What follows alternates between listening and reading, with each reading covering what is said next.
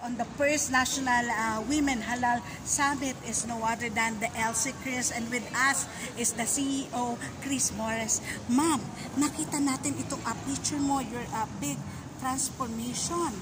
Ano po yung masasabi mo na ma-inspired yung ating mga kababayan na dito sa produkto mo na halal ay talagang kitang-kita na naging healthy lifestyle at naging blooming? Yes po. Hello po, ako po si Chris Morris, ang owner po ng Elsie Factory.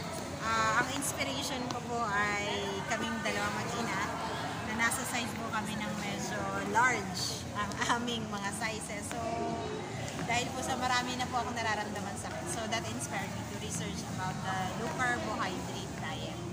So, from then on, nahirapan po kami dito sa bread.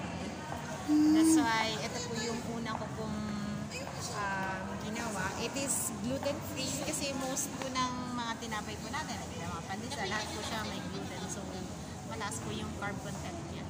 So, this one is made from coconut flour po. And then, sweetened with stevia.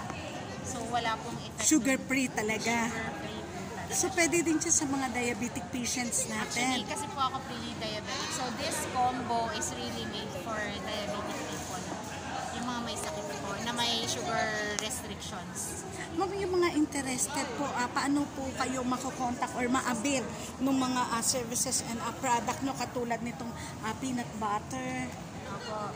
and keto bread? Opo. Nasa Facebook po kami, Elsie Factory. And sa malalayo po, actually this is first made for Mindanaoan. This one.